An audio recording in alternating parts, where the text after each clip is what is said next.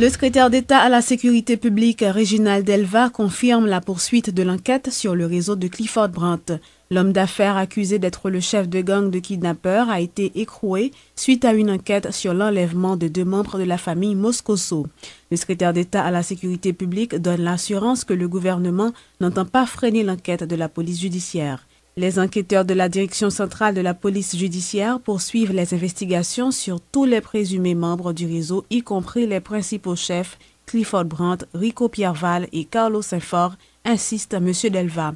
Les réactions de M. Delva interviennent alors que plusieurs sénateurs de l'opposition avaient fait état de tentatives du gouvernement pour étouffer l'affaire. Les sénateurs ont annoncé une convocation du chef de la police et du ministre de la Justice en vue de s'enquérir de l'état d'avancement du dossier. Les autorités haïtiennes et dominicaines ont signé ce mardi un protocole d'accord en vue de l'interconnexion des réseaux électriques des 2 pays, avec pour objectif de garantir la sécurité énergétique et de créer un marché commun en production et de distribution d'électricité à près de 20 millions de personnes. Une initiative qui vise à faire baisser le prix de l'électricité sur l'île. L'annonce du projet de l'interconnexion des réseaux électriques des 2 pays a été faite conjointement par le directeur de la Commission nationale dominicaine de l'énergie, Enrique Ramirez, et le ministre haïtien chargé de la sécurité énergétique, René Jean Jumeau, lors de la signature du protocole d'accord, rapporte le quotidien dominicain Listin Diario. Tenue ce mercredi d'une journée de réflexion sur le thème partenariat public-privé, une initiative de la Société financière internationale de concert avec la BID et la Banque mondiale. Selon le représentant de l'AFC en Haïti, Harry Naïm, le partenariat public-privé devrait être bénéfique pour l'État haïtien. Les partenariats public-privés, c'est un outil qui permet à l'État d'optimiser l'utilisation des fonds publics et de faire appel au secteur privé, que ce soit le secteur privé local ou international, pour partager l'investissement sur un certain nombre de projets, partager les risques et finalement optimiser la délivrance de ces services. Le dialogue public-privé progresse de façon considérable et les partenariats public-privés existent en Haïti déjà au travers de privatisations d'entreprises publiques comme les Moulins de Haïti ou comme les cimenteries nationales, comme la Téléco, qui est devenue Natcom. Et donc il y a une bonne expérience de ce type de partenariat dans le pays aujourd'hui. On est à un stade aujourd'hui où le pays a un nombre raisonnable de plans stratégiques dans des secteurs particuliers qui sont importants pour le développement du pays. Le tourisme, par exemple, en est un. Que le secteur public prenne le leadership, définisse ses besoins en termes d'infrastructures, en termes de priorités de développement, définisse des transactions et les exécute en faisant appel à la compétition du secteur privé local et international, donc de façon transparente et de façon compétitive.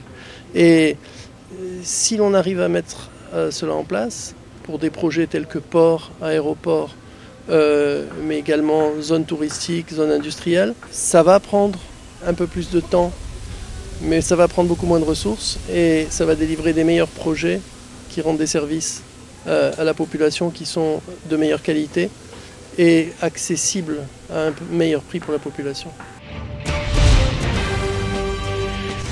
L'Association des pharmaciens d'Haïti a lancé ce mardi une série de journées de réflexion sur le thème « La modernisation du secteur pharmaceutique en Haïti ».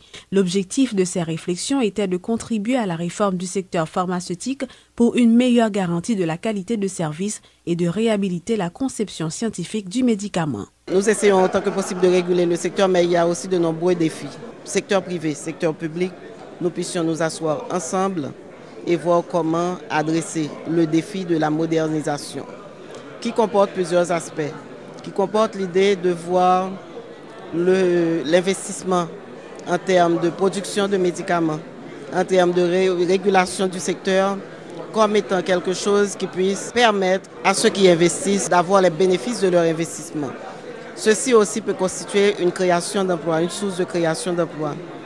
En régulant aussi le secteur, nous pouvons arriver à donner une certaine sécurité à ceux qui décident de produire des médicaments localement.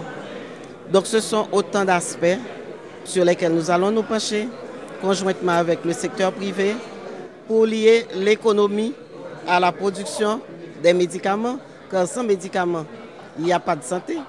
Et s'il n'y a pas un accès vraiment à toute la population pour la disponibilité des intrants, particulièrement des médicaments, nous n'allons pas pouvoir répondre aux besoins de la population. Problème pharmacie en Haïti et problème médicaments en général dans le pays, c'est un problème complexe. Côté que plusieurs ministères ont un rôle pour jouer là-dedans. Nous-mêmes, si nous avons des bonnes volontés, nous voulons vraiment changer, améliorer. Dans l'intérêt de la population, pour une sécurité sanitaire de la population. Mais seul, nous ne pouvons pas faire. C'est peut-être ça que nous réunissons tous les acteurs concernés, pouvoir public, les différents ministères, société civile, là, les professionnels de la santé, pour discuter ensemble, avoir des discussions, des débats, pour des questions de débat, pour nous gagner un carré de charge de tout ça qui n'est pas bon pour le secteur et pour la santé publique, pour nous les mettre à autorité, parce que le plus souvent, on ne doit pas voir ça. Inauguration ce mardi 29 janvier au Cap haïtien par le ministère à la condition féminine de la Maison des femmes. La ministre à la condition féminine, Yannick Mézil, a indiqué que ce centre devrait être un espace de réflexion réservé aux femmes, notamment celles qui sont victimes de violences. Madame Mézil a également fait remarquer que le département de l'Ouest dispose d'une structure similaire. C'est donc à ce vœu collectif exprimé par les femmes des 10 départements du pays lors du Forum national sur la condition féminine tenu à Port-au-Prince en mars 2012. Cet espace sera désormais l'un des lieux de prédilection de l'amélioration de la condition féminine en Haïti. Il comporte un parc informatique contenant 20 ordinateurs branchés sur le réseau Internet qui permettront aux jeunes femmes et aux jeunes filles d'avoir accès aux nouvelles technologies de l'information. La Maison des femmes haïtiennes est une nouvelle structure instituée au ministère à la condition féminine et aux droits des femmes, suivant les grandes lignes d'action de la politique générale de l'administration Martelly-Lamotte. Elle a pour mission, entre autres, de fournir des services de proximité à la population féminine.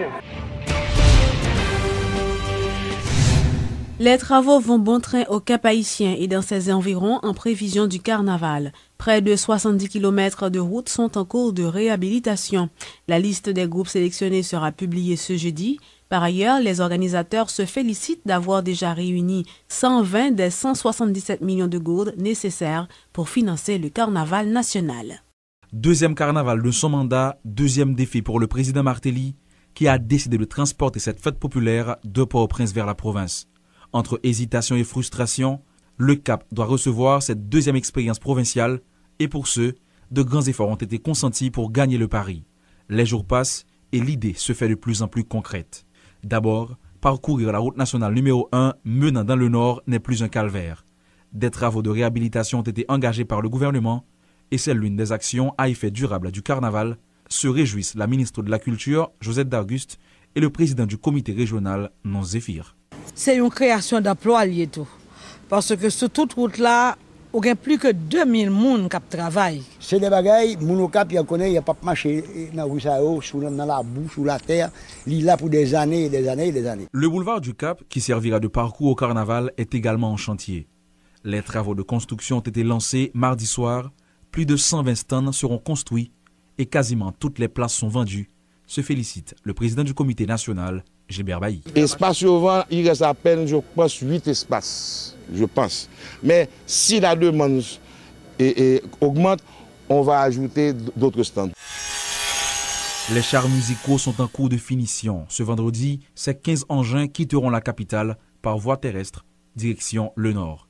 Le PDG de Arts et Ambiance, firme responsable de leur construction, promet qu'ils arriveront à destination. Et si vous vous inquiétez pour la barrière bouteille, entrée de la ville, Dimitri Kran vous rassure. Nous parlons de barrière bouteille, nous avons fait exactement côté où il y a place là. Nous avons passé par derrière l'aéroport là. Nous avons sorti sur grand route là, côté où les citadelles là. Il n'y a pas de carnaval sans sécurité. Et la police nationale en est consciente, selon le directeur départemental du Nord de la PNH. Kesnel Pierre annonce le déploiement de 2000 policiers pour encadrer cette festivité dans le département. Déjà, nous avons sacré un plan de vigilance qui commençait depuis la semaine passée. Côté que nous mettons policiers dans la rue, il y a différentes opérations que nous avons menées pour que nous capables de garantir un climat serein qui va conduire dans la période de carnaval. Le carnaval dans le Nord est un bon prétexte pour faire un peu de tourisme et le ministère veut vous accompagner. Plus de 2000 chambres d'hôtes ont été sélectionnées pour renforcer la capacité des hôtels. Un forfait intéressant sera également proposé aux visiteurs et la directrice régionale du ministère, Dieudonne Luma Etienne, promet des innovations. Nous avons un pile site cap en valeur, nous avons plage Caramel Balembe, nous avons Camp Louise, nous avons les gorges de Foulon au niveau de Sainte-Suzanne qui est dans le nord-est, nous avons bord de mer de Limonade. Je vais faire nous grâce de dire nous plus parce que c'est là pour nous là. Tropicana, Septembre et Ambiance du Cap sont les qualifiés d'office parmi les 15 groupes musicaux qui seront sur le parcours. 12 autres viendront de Port-au-Prince, mais la liste n'est pas encore publique. Notons que le comité a privilégié la main-d'œuvre capoise pour effectuer la majorité des travaux. L'horizon s'éclaircit en ce qui concerne ce carnaval qui a suscité beaucoup de doutes. Le mauvais vent est passé, dirait-on, car même pour le budget, 120 millions de gourdes sont déjà disponibles sur les 174. Alors, chaque Haïtien, même si c'est à qui on pied bois, on ne peut te coller.